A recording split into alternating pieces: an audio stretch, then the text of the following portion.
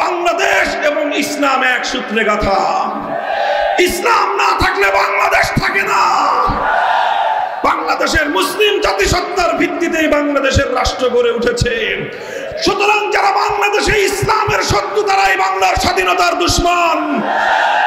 আগামীতে বাংলাদেশের ঐতিহাসিক বাক বদলকারী টার্নিং পয়েন্টের প্রান্তে দাঁড়িয়ে আমরা বলতে চাই, 24 জুলাই বিপ্লবের পর বাংলার মানুষ আরেকটি বিপ্লব দেখতে চায়, আরেকটি অভ্যুত্থান দেখতে চায়। সে বিপ্লব হবে ইসলামের বিপ্লব, সে বিপ্লব হবে ইসলামী হুকুমত কায়েমের বিপ্লব। এই প্রস্তুত থাকবেন তো ইনশাআল্লাহ? আগামীর বাংলাদেশের মানুষ ইসলাম ছাড়া এদেশে আর কিছু দেখবে না ইনশাআল্লাহ। এদেশে ইসলাম না থাকলে, ইসলামী রাষ্ট্র প্রতিষ্ঠা যদি না করতে পারি আমরা, বাংলাদেশের স্বাধীনতা রক্ষা করা সম্ভব হবে না। ইসলামী রাষ্ট্র প্রতিষ্ঠার মাধ্যমেই সম্প্রীতি সত্যিকার অর্থে বাস্তবায়ন করা সম্ভব হবে। হিন্দুত্ববাদী চক্রান্তের হাত থেকে বাংলাদেশকে যদি আমরা উদ্ধার করতে না পারি, বাংলাদেশের স্বাধীনতা বিপন্ন হয়ে যাবে। আল্লাহ পাক রব্বুল আলামিন আমাদেরকে তৌফিক দান করুন। সুতরাং আল্লাহর পয়গম্বর ঘোষণা করলেন, বনু কাইনুকা মদিনায় বসবাস করতে পারবে না, তাদেরকে মদিনা ছেড়ে বাইরে চলে যেতে হবে। তাদেরকে নির্দিষ্ট সময়ের আলটিমেটাম ঘোষণা করে আমার নবী, বিশ্ব নবী রাহমাতুল লিল আলামিন সাল্লাল্লাহু আলাইহি ওয়াসাল্লাম বললেন, নির্ধারিত সময়ের পর অপরাধী গোত্র বনু কাইনুকার কোন ব্যক্তিকে যদি মদিনায় পাওয়া যায়, তার বিরুদ্ধে মুহাম্মদ আরবির পক্ষ থেকে মৃত্যুদণ্ডের ঘোষণা করা হলো।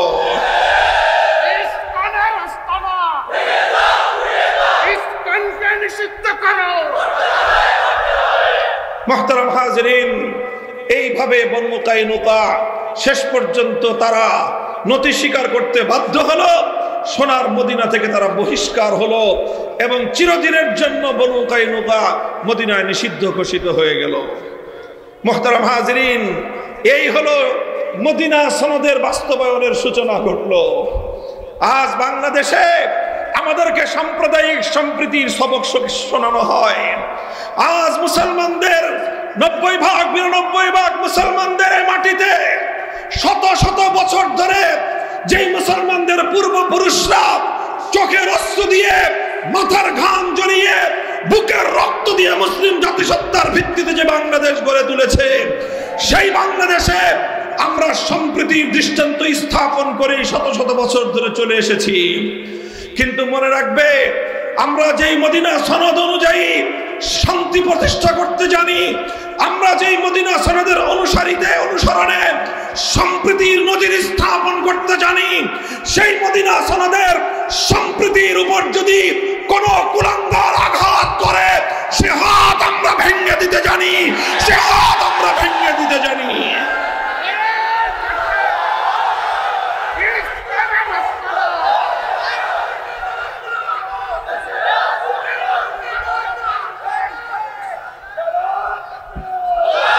আমাদের বক্তব্য পরিষ্কার। এই যে আমাদের ভাই মসজিদের খতিবকে অপহরণ করা হলো, কারা করলো? এভাবে একে একে আমার বাংলাদেশ থেকে কখনো আমাদের রাজনৈতিক নেতৃবৃন্দকে ধরে নিয়ে যাওয়া হবে, কখনো আমার বাংলাদেশ থেকে মসজিদের ইমামকে ধরে নিয়ে যাওয়া হবে, আমার বাংলাদেশ থেকে খতিবকে ধরে নিয়ে সীমান্তের অপর প্রান্তে পাচার করে তারপরে বাংলাদেশকে এখানে করতলগত করবার ষড়যন্ত্র করা হবে। যারা বাংলাদেশকে আজও এতটা দুর্বল ভাবে, আমি বলবো তোমরা বোকার স্বর্গে বসবাস করছো। কেন তোমাদের সীমান্তে বারবার আমাদের কাছ থেকে লোক নিয়ে যাওয়া হয়? কেন ইলিয়াস আলীকে এভাবে বাংলাদেশ থেকে গুম করা হয়েছিল? কেন এভাবে সালাউদ্দিন সাহেবকে বাংলাদেশ থেকে ধরে তোমার দেশে কেন নিয়ে যাওয়া হয়? তোমার দেশের সীমান্ত যখন আমার ফেলানি যখন তোমার সীমান্ত পাড়ি দিতে চায়, তখন তোমার ঘাতকের বুলেটের আঘাত আমার মেয়ে ফেলানিকে বুলেট বিদ্ধ করে তার লাশ কাঁটাতারে ঝুলিয়ে রাখো। আমার দেশের নেতৃবৃন্দকে যখন তোমরা ধরে নিয়ে যাও, আমার দেশের ইমাম এবং খতিবদেরকে যখন তোমার দেশে পাওয়া যায়, তখন তোমরা এই ব্যাপারে তোমাদের কাছ থেকে সন্তোষজনক কোনো জবাব আমরা পাই না। মুহতারাম হাজিরিন, আমাদের বক্তব্য পরিষ্কার, আমরা স্পষ্ট ভাষায় ঘোষণা করতে চাই, আগামীর বাংলাদেশ এমন ভাবেই গড়ে তুলতে হবে, বাংলাদেশে কোন বিদেশি প্রভুর আর কোন দালালি আর কোন আধিপত্য বাংলাদেশ বরদাস্ত করবে না।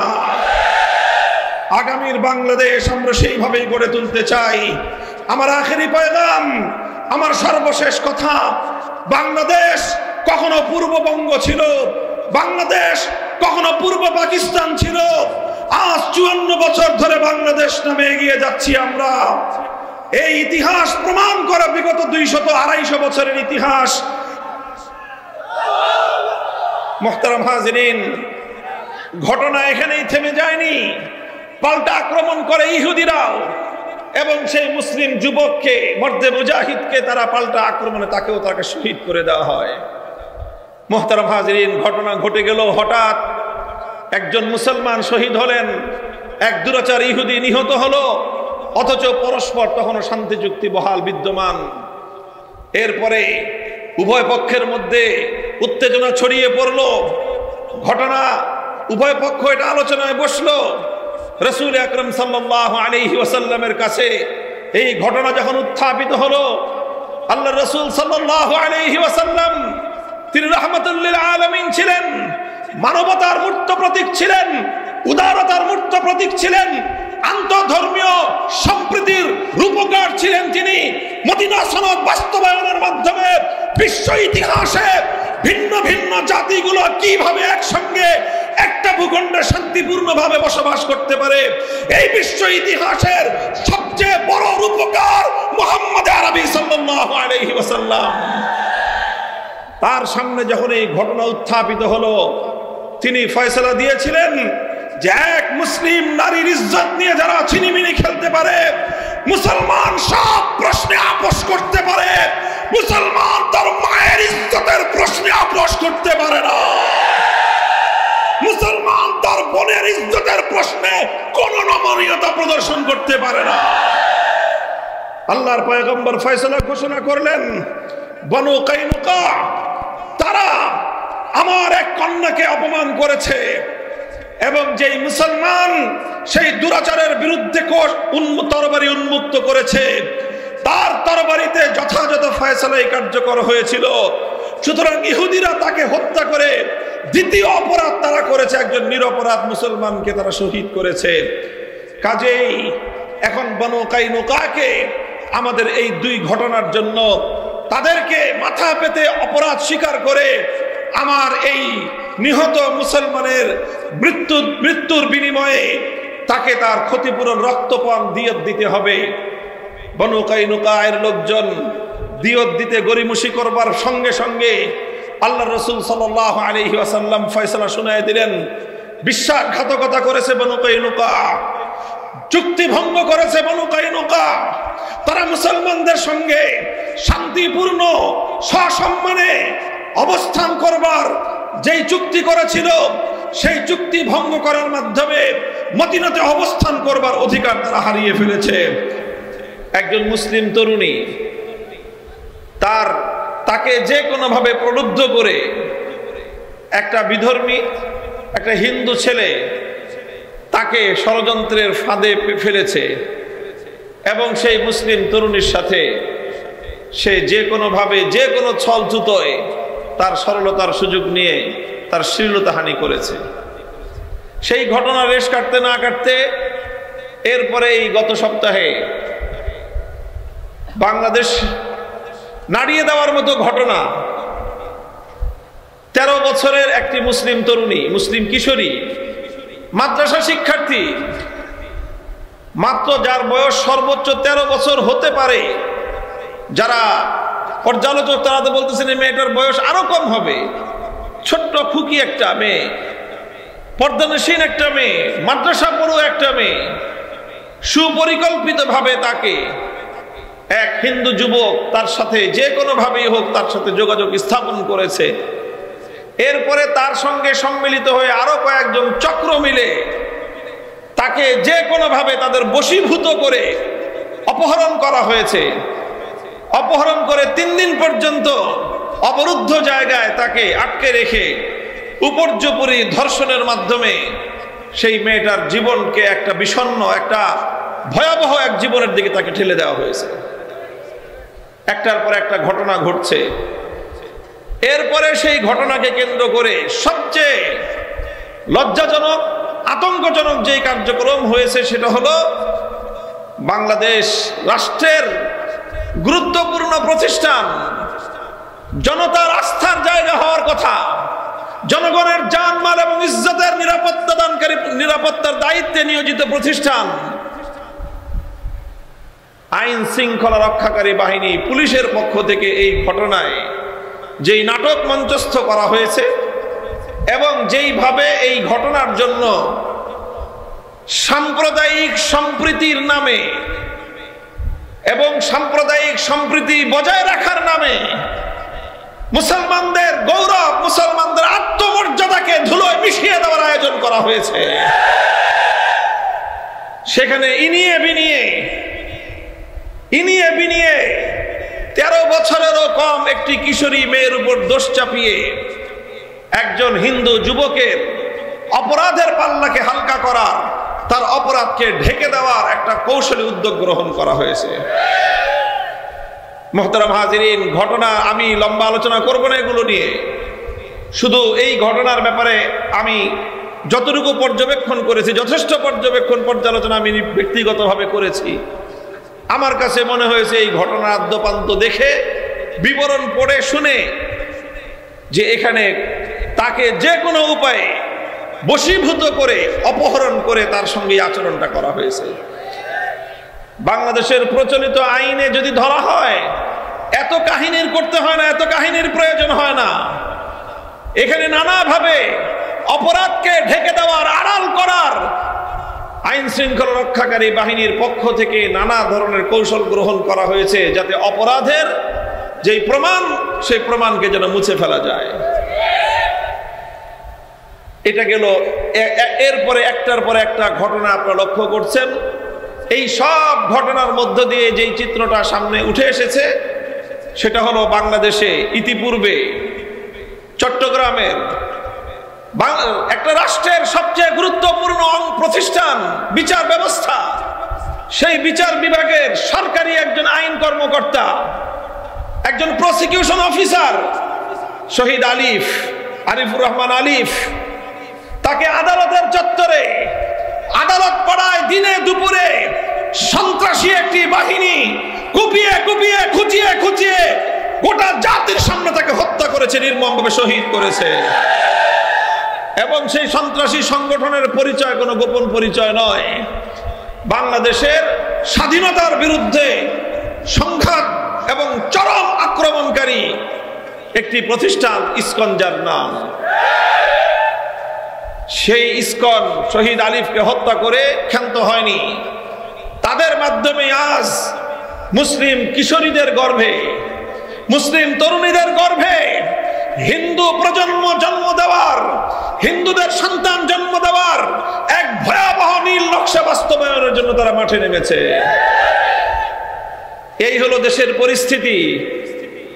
এরপরে এই পরিস্থিতি নিয়ে যখন দেশের আলেম সমাজ জাতিকে সতর্ক করছে, দেশের ইমাম সাহেবরা যখন এই বিষয়টি নিয়ে মুসল্লিদেরকে সচেতনতামূলক কথা বলছে, যখন দেশের স্বাধীনতাকে রক্ষা করার জন্য, দেশের সাম্প্রদায়িক সম্প্রীতি রক্ষার জন্য ইসকন কর্তৃক এই সাম্প্রদায়িক উগ্র জঙ্গিবাদী গোষ্ঠী, ইসকনের দেশ বিরোধী, ইসলাম বিরোধী, মানবতা বিরোধী ঘৃণ্য এই চক্রান্তের বিরুদ্ধে যখন জাতিকে সতর্ক করার জন্য মসজিদের মিম্বার থেকে কথা বলেছে, এই টঙ্গীতে লোমহর্ষক যেই ঘটনা সংঘটিত হয়েছে, বাংলাদেশের মতো একটি মুসলিম প্রধান দেশে এই ঘটনার কল্পনাও আমরা করতে পারি না। সেখানে সন্ত্রাসীরা টঙ্গীর মতো জায়গা থেকে, জনবহুল জায়গা থেকে অপহরণ করে নিয়ে গেছে তাকে, সেই বাংলাদেশের সীমান্ত এলাকায় সেখানে নিয়ে তারপরে তিনি উদ্ধার হয়েছেন, আবিষ্কৃত হয়েছেন এক ভয়াবহ নির্মম বাস্তবতায়। সেখানে তার পায়ের মধ্যে শেকল পড়ানো, অবরুদ্ধ অবস্থায় একরকম বেহুশ অবস্থায়, অচেতন অবস্থায় তাকে উদ্ধার করা হয়েছে। তারপরে তিনি যেই বিবরণ দিয়েছেন, সেই বিবরণ থেকে গোটা জাতি আজ স্তম্ভিত হয়ে গিয়েছে। হঠাৎ করেই তাকে অপহরণ করা হয়নি, উপর্যুপরি তাকে হুমকি প্রদান করা হয়েছে, সতর্ক করা হয়েছে, খবরদার যেন ইসকনের বিরুদ্ধে কোনো কথা না বলা হয়, যেন এভাবে এই হিন্দুয়ানি এই ষড়যন্ত্রের বিরুদ্ধে যেন কোনো সচেতনতামূলক আলোচনা না করা হয়।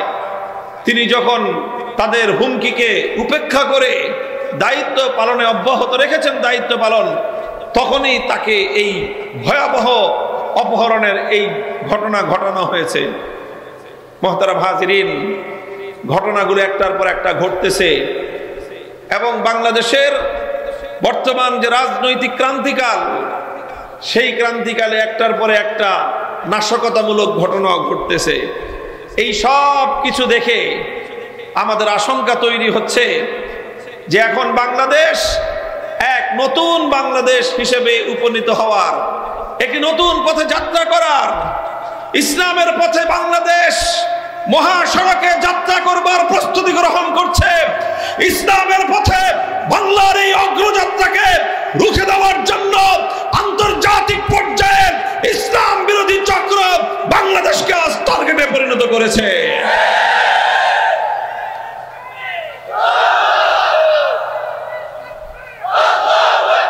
মুহতারাম হাজিরিন, সিরাতুন নবী সাল্লাল্লাহু আলাইহি ওয়াসাল্লাম থেকে এই পরিস্থিতিতে আমাদের করণীয় কি, আজকের সিরাত কনফারেন্সে আমি তার ছোট্ট একটা দৃষ্টান্ত খুঁজে দেখার চেষ্টা করব। আমরা জানি আল্লাহ রাসূল সাল্লাল্লাহু আলাইহি ওয়াসাল্লাম যখন মক্কা থেকে পবিত্র মদিনায় হিজরত করলেন, মদিনায় হিজরত করার পরে নবী করিম সাল্লাল্লাহু আলাইহি ওয়াসাল্লামের সর্বপ্রথম উল্লেখযোগ্য তাৎপর্যময় ইতিহাস সৃষ্টিকারী ঘটনা ছিল মদিনা সনদ। মদিনা সনদ, যেটা কি তিনি আল্লাহ রাসূল সাল্লাল্লাহু আলাইহি ওয়াসাল্লাম তৈরি করেছিলেন, যেই সনদে মদিনার আন্তঃধর্মীয় যেই সম্প্রদায়গুলো, সবগুলো সম্প্রদায় সেই সনদের মাধ্যমে একটি শান্তিপূর্ণ সহ অবস্থানের চুক্তিতে আবদ্ধ হয়েছিলেন। মদিনাতে তিন জাতি তখন, ইহুদি, পৌত্তলিক এবং একত্ববাদী মুসলিম, তিন জাতির মধ্যে সম্প্রীতির চুক্তি হলো, সহ অবস্থানের চুক্তি হলো, নিজেদের মধ্যে আস্থা এবং বিশ্বাসের চুক্তি হলো।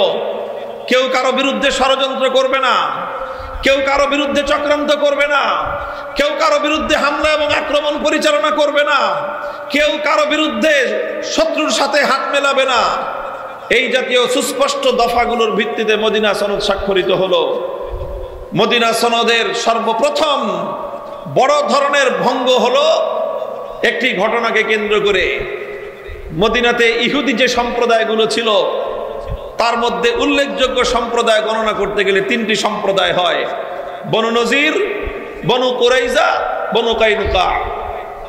বনু কাইনুকা, বনু নজির আর বনু কুরাইজার পরেই যাদের অবস্থান ছিল মদিনায়।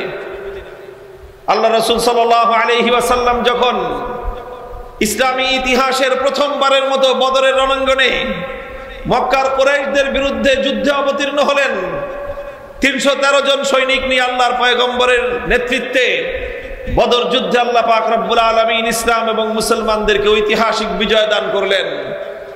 যেই বিজয়ে মুসলমানদের মনোবল আকাশচুম্বী উত্তোলিত হলো, মুসলমানদের আত্মবিশ্বাস বেড়ে গেল। আল্লাহ পাক রব্বুল আলামিন বদরের যুদ্ধের মাধ্যমে ইসলামের এক নতুন যাত্রা সূচনা করলেন এবং এই বদরের যুদ্ধে মক্কার কুরাইশদের কোমর ভেঙে গেল এবং ইসলামের এক অভাবনীয় উত্থান ঘটে গেল। ইসলামের এই উত্থানে মদিনার ইহুদিদের অন্তরের মধ্যে, তাদের মনে বিদ্বেষের আগুন জ্বলে উঠল, হিংসার আগুন। অথচ তাদের সাথে শান্তিপূর্ণ সহ অবস্থানের চুক্তি, সেই চুক্তি তারা উপর্যুপরি ভঙ্গ করতে লাগলো, মুসলমানদেরকে উত্তপ্ত করতে লাগলো। ইতিহাস লেখে ইহুদিরা তখন মুসলমানদেরকে দেখলেই বলতো, তোমরা মক্কার কুরাইশদের বিরুদ্ধে যুদ্ধে বিজয় অর্জন করেছো, তাই বলে মনে ভেবো না যে তোমরা ইহুদিদের সাথেও পারবে। মক্কার কুরাইশরা তারা যোদ্ধা জাতি না, যুদ্ধের কৌশল তারা জানে না, শিক্ষা দীক্ষা লাভ করে নাই, মূর্খ জাতি।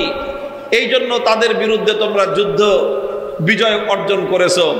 যদি কোনোদিন ইহুদিদের সাথে তোমাদের যুদ্ধ হয়, সেদিন টের পাবা যে যুদ্ধ কত কঠিন, এবং তখন তোমরা কোনোভাবেই আর বিজয় অর্জন করতে পারবে না। এই কথার মাধ্যমে মুসলমানদেরকে উপর্যুপরি তারা উত্ত্যক্ত করত, উস্কানি দিত।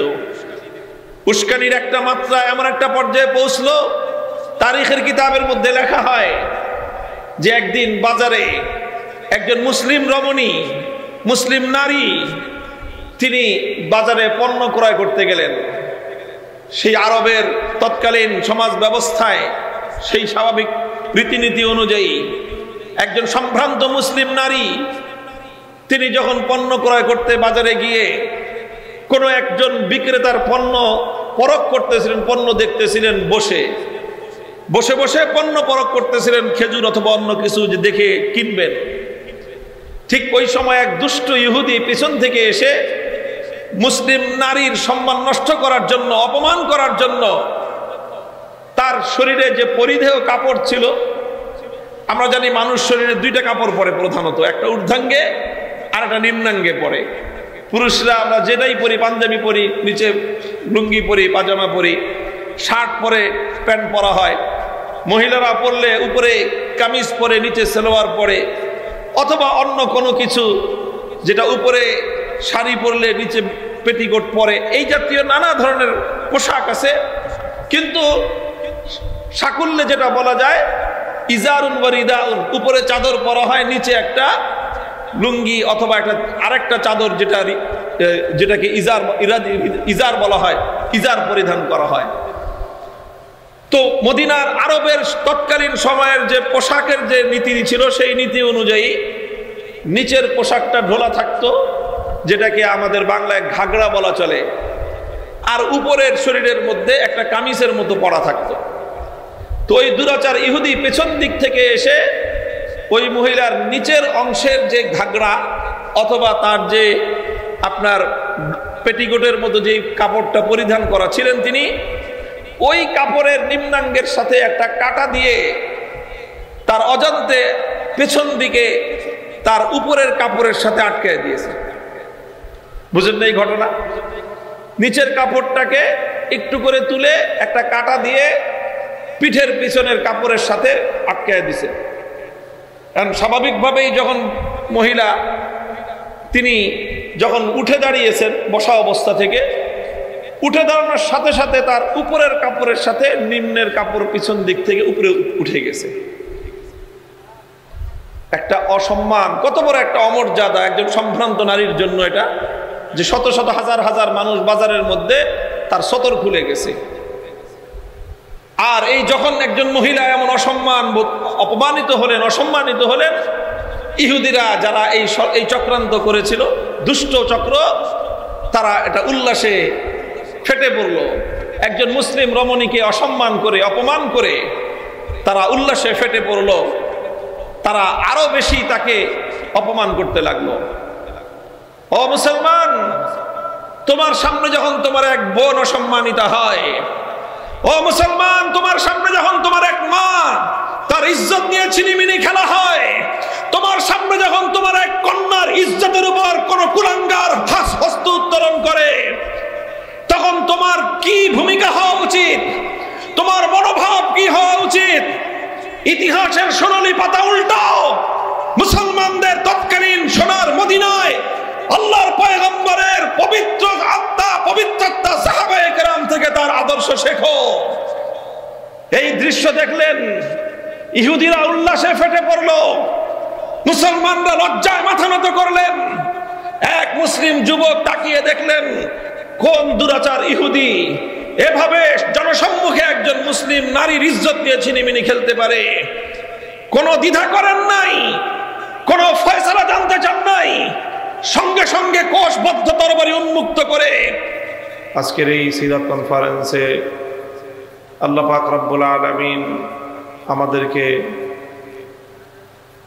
নবী করিম সাল্লাল্লাহু আলাইহি ওয়াসাল্লামের পবিত্র সিরাতের আলোচনা করবার, শুনবার এবং আমাদের সমাজে মৃতপ্রায় এই সমাজে আবার সিরাতুন নবীর পুনর্জাগরণের মাধ্যমে সিরাত আদর্শের অনুসরণকে সমাজে জাতির মধ্যে আবার ব্যাপকতর করার লক্ষ্যে আয়োজিত এই সিরাত কনফারেন্সে সমবেত হওয়ার তৌফিক দিয়েছেন রব্বে কারীমের বড়ই মেহেরবানি।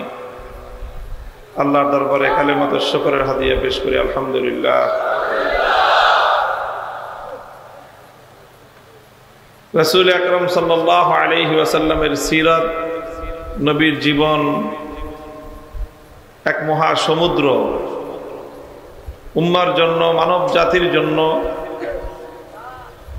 জীবনের সকল ক্ষেত্রের সফলতার জন্য সর্বোত্তম আদর্শ, উসওয়া এবং নমুনা হিসাবে আল্লাহ পাক রব্বুল আলামিন তার নবীজিকে এক পবিত্রতম জীবন দান করেছিলেন।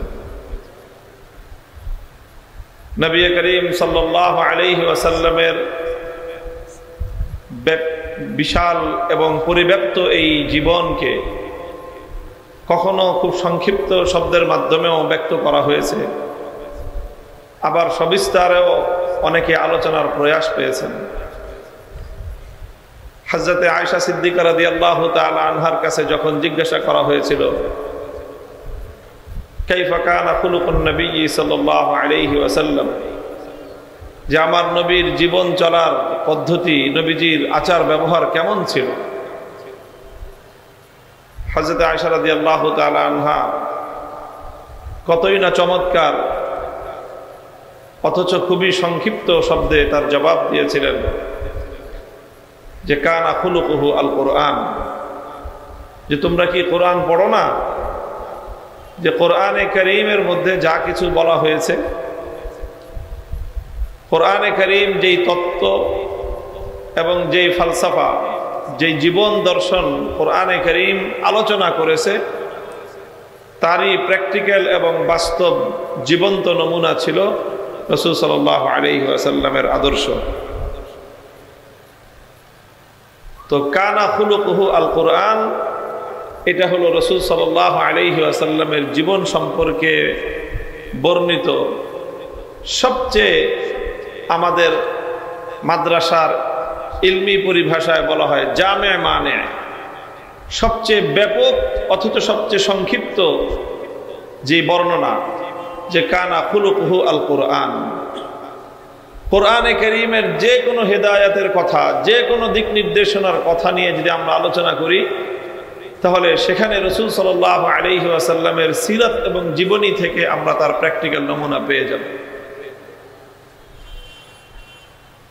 লা ইউমকিনুস সানাউ কামা কানা হাক্কুহু বা'দা খুদা বুজুর্গ তুই কিসসা মুখতাসার, যে আল্লাহ রাসূল সাল্লাল্লাহু আলাইহি ওয়াসাল্লামের প্রশংসা করতে গেলে সেটা নবী যেমন ছিলেন তেমনটি প্রশংসা করা দুনিয়ার কোনো মানুষের পক্ষে সম্ভব নয়।